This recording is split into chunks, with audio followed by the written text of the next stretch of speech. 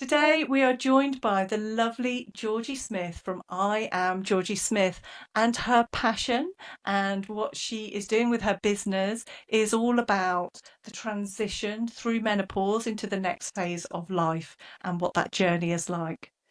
Welcome, Georgie, and I'd like to start with a question of your business name because we're really interested in names. Why did it come about to say I am Georgie Smith? Hi, and thank you for having me. It's lovely to be here. So I am Georgie Smith came about through my own work on learning about me and my own perimenopause journey. And it had taken me, I hadn't liked my name for years. I didn't like it because it represented me and I didn't like me very much. And through my own work, my own coaching experience that I had, and looking into who I was, I realised actually I did like me after all, and I became very proud of who I was. And this is why I set the business up. I want other women to be proud of who they are and stand tall in who they are. And I thought, I am Georgie Smith, and that's what I want for everybody to be able to stand tall in who they are and say, this is who I am. I am. And for me, Georgie Smith. And that's why the business is called that, so that we can all be proud of ourselves and know who we are and, yeah, stand tall in that. Oh, Georgie, that aligns so beautifully with what we're doing at Minds Thrive as well. Something that's incredibly important to us is thinking about people trying to connect with who they really are, their authentic self, as opposed to, I don't know, all the stuff we pick up along the way and the lies we start to tell us sometimes. Oh yeah, the lies are huge, and getting into all of that and really growing into ourselves and liking that person, pulling through those self beliefs, limiting beliefs that we have, and looking at the lies in those, really powerful. So, Georgie, I was really intrigued by your journey of self discovery because it sounds like a tricky phase of life for many of us. Let's be honest, the menopause was actually your crucible for identifying yourself and coming to value yourself. So, tell us a little bit about that journey and how it relates to what you're doing now. Absolutely, that's how I would love women to see menopause, because it can be sold to us as this big scary thing, the time where you're going to diminish, the time where it's time to just shuffle to the side nicely and quietly and not be heard. But actually it is this huge opportunity to really dig in, look into ourselves and work out what it is actually we want for the next season of our lives, the next chapter of our lives, and yeah, really get comfortable with what that's going to look like and create something exciting. And that's what it was for me. I'd had quite a troubled childhood. I'd had a difficult time. I'd had lots of different experiences, a car crash. I'd had a bit of a self implosion with a divorce earlier on in my life. And menopause was just a time for me to really take stock and think, well, actually, all those things have happened, yes, they've happened, but how do I move on from that? I got myself into a bit of a victim mindset, and actually it was time for me to take back control, and that's very much what I see menopause as, this time that the power is ours now, and we can take back the control of the story of our lives and make it what we want to be, and make it as exciting or not as we want it to be, but it's ours and we have that control. So that was my journey, basically finding myself, I guess, and finding what my values were. And yeah, again, looking at the limiting beliefs that I'd been telling myself, or the people have been telling me, and I've been telling myself all my life, and looking at them and thinking, there's a lot of these that are a lie. I can do these things, and I am going to do these things, and just grab back that power.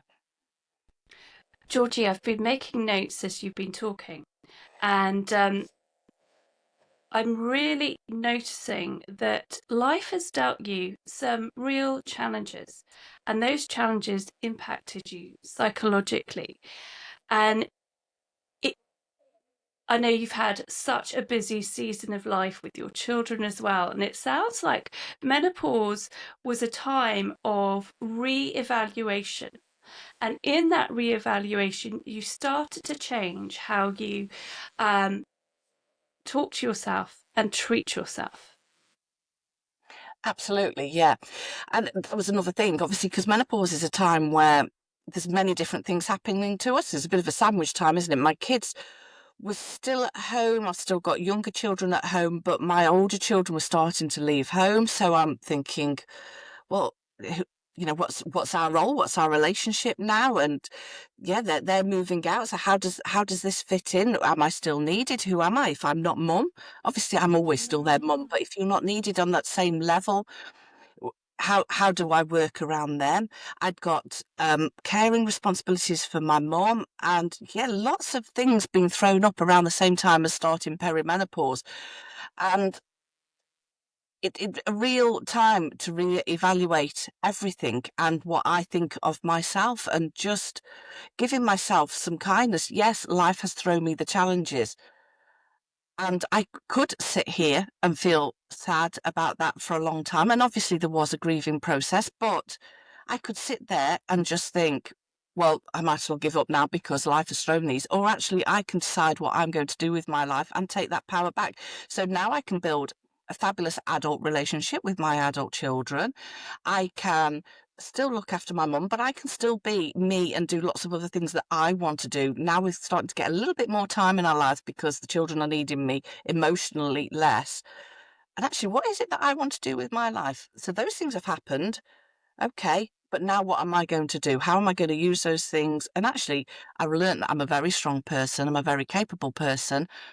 And these are all fabulous tools. And that gives me a confidence to take these learnings forward and create a life that I really want.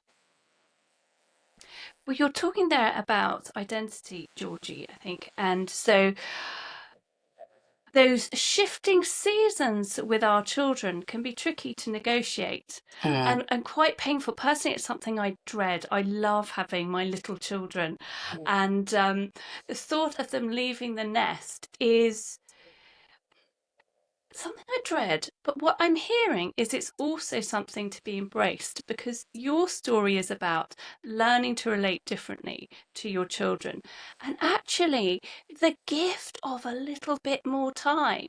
I think the reality is that we as mothers are racing around and have little time to think about anything, let alone catch that negative internal dialogue that's kind of undermining us as we go mm. along. And so you embraced this season and you have really turned it to good. And it is so empowering to hear you talking. It is this, and I'd always wanted my children to be able to go off and live the life that they'd wanted. So for me to sort of hold them back emotionally, went against everything that I wanted for them as children. And yes, whilst I absolutely adore the young age as well, and I do miss some of the things, there is this new relationship which can be just as exciting if we frame it, well, for me, frame it properly in my mind. And it is that, yeah, it is reframing what I want the relationship to look like with my children. Of course, they're going to grow up. There's nothing we can do about that. So let's make that relationship the best one that we possibly can. And yeah, I love having this adult relationship with them, but now also having that time for what I want to do. And I think as mums, what we forget is as we're bringing up our children, we forget all the things that we love as well. And I think as our children are growing up, as they're moving away, there comes that bit of gap in ourselves because we've not given ourselves that attention while the children are growing up. We've forgotten all the things that we love. We've forgotten the things that bring us joy. And so suddenly we haven't got those things in our life. So I think it's also really important while our children are growing up to spend that bit of time on ourselves and to remember Mm. those things for ourselves so that as our children do grow up, we've still got the other side. We're mum, of course we're mum, but we're still us. I'm still Georgie. I've still got the things that I love because I've not forgotten that part of me. The same when you're in a relationship. You've got a relationship, but you're still another person as well. And it's important to remember who you are within that relationship because that's another issue that happens in perimenopause. Suddenly, the children are leaving home with feeling slightly different about ourselves. The hormones are playing havoc. And if we haven't got a strong sense of who we are and ourselves, that can have an impact on your relationship as well. Can I ask you, Georgie, about your experience of how you did that? I'm just wondering if you had somebody, a mentor, somebody that you lent on, somebody that you discussed this with, or if it was something that you did on your own. Over the years, I've had a lot of different therapies. Now, I don't know whether that wasn't quite right for me, because therapy obviously works for a lot of people, works well for a lot of people, or whether I just wasn't in the right place to hear it, because that's also an issue, isn't it? You've got to be ready to hear these things. I realised I was perimenopausal accidentally from a conversation with someone else. I hadn't really got a clue. I hadn't worked out why. I just felt like I was on this hamster wheel that would never stop. I wanted the world to just stop for a little bit while I caught my breath. And I sort of accidentally realised I was perimenopausal, and I was then started doing a lot of reading. I was always reading self-help books because I knew something wasn't quite fitting for me. So I was very much of a mindset that something needed to be done. But I then did have coaching myself. I accidentally, I can't lie, it was accidental because I'd never really thought of coaching as a mechanism for me. And I fell into some coaching because I was setting up a different business at that point, and I had some coaching around that. And that coach took me through my values, took me through my limiting beliefs, took me through my boundaries. And that work was life-changing for me. She she taught me to look at life from a positive mindset. Gratitude work was also really life-changing for me, and it helped change that victim mindset into all the wonderful things that go on in my life rather than seeing all the negative things. So the journey was, I knew something wasn't quite right, and I was reading all the books, but I needed someone to point it out for me. And I just found this coach at what I think is just happened to be the right moment. I was ready to hear it, and she took me on a new journey. I think what you've said there is really important because, I mean, we work as psychologists, we work in the NHS, we work particularly with people with challenging, like enduring lifelong mental health struggles. And people's readiness for therapy is really important. But there's also, and this is how Minds Thrive fits in quite well as well. So there's so much synergy between what we're doing. But there's also the idea of sometimes it isn't an investment in in-depth therapy. It's taking small and helpful and quite specific strategies. So things like gratitude, because I was thinking there's something about your story that talks about the gratitude of what's going on. There's something about thinking about our values and trying to align our life with values, and coaching or self-help or like what we're doing with our workshops and our library and so on. It's about taking these sort of nuggets of information and going, is this helpful? Is this going to solve the problem or the pinch point that you have right now? And so I'm really heartened to hear about you using something like that. And it makes sense, the business that you're doing. You're saying, let me now do that for you. Somebody's helped and coached me. I've got lived experience. I know it. I feel it in my bones. I get it. Let me help you. And that's exactly it. So when I worked on my values, I actually moved careers entirely. I moved into a whole different industry because I realised the industry that it was in wasn't aligning with my values. So no wonder I felt out of sorts there as well. I mean, I could do a good job, but just because we can do it doesn't mean we should do it. And it is, yes, just having the right moment. So living with my working with my values, looking at all of that, it's the internal compass, isn't it? Finding those little things that just bring you, open something up for you. Yeah, the gratitude work, I can't believe the difference that made, because again, I just turned into this mindset of negativity. And when you look for something, obviously confirmation bias, you see more and more of that, don't you? Journaling, all these really seemingly simple things. And I realised with the values work that I'd wanted to help other people. Caring became one of my top values. And I looked into what I could do to caring, and I realised that I wanted to be the person that I had needed at that point. So it became clear to me that I could be a coach well, I could train to be a coach and that I had this experience and I would totally understand the woman going through that moment in her life and be able to feel it and empathise with her and guide her through that and unravel what's going on in her mind, because I felt so many of those things herself. So I decided to train to be the coach that I needed myself.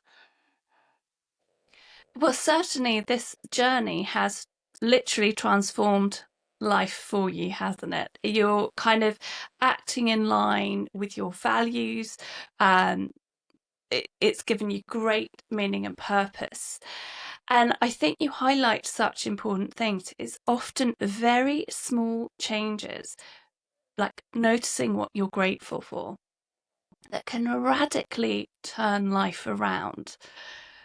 Sometimes our biggest challenge is getting people to to believe it, and I think you embody it, Georgie. So thank you so much for sharing this with us today.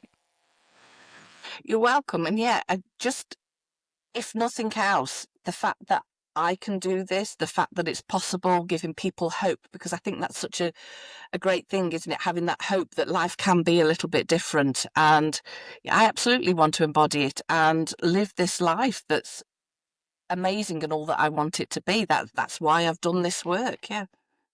And it is amazing, but it's tough. You mentioned your mum, and I know you have a role in caring for your mum, and I'm mindful of all the complexity that that must bring into your life.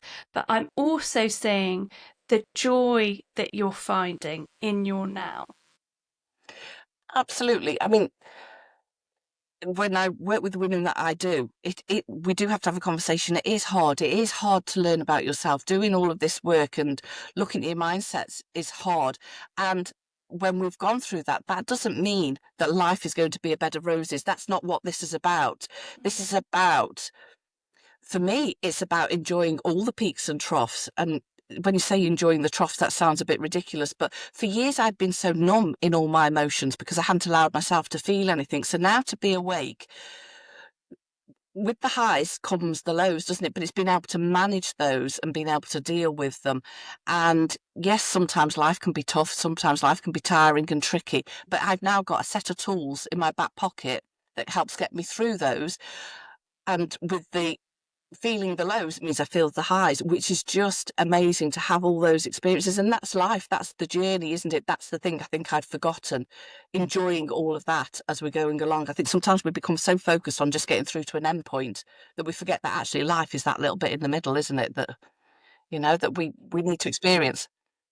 I can imagine how helpful you are to the women that you work with, because I think so often, I'm going down the social media route now in my mind. People are presenting a version of their life that doesn't necessarily reflect the nitty gritty. And one thing that Kirsten Neff says that I always remember is that what unites us as human beings is our suffering.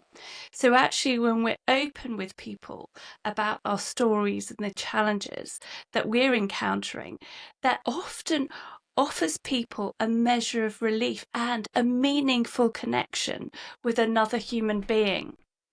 Yeah, the thing that I was reminded of as you were saying it is when you said about the peaks and the troughs, is that sometimes we have people come into therapy and they kind of, their goal in therapy is for us to get rid of the horrible emotions. But actually, if we can understand what the horrible emotions are, the function of them, I mean, we've got a whole series on that in our library.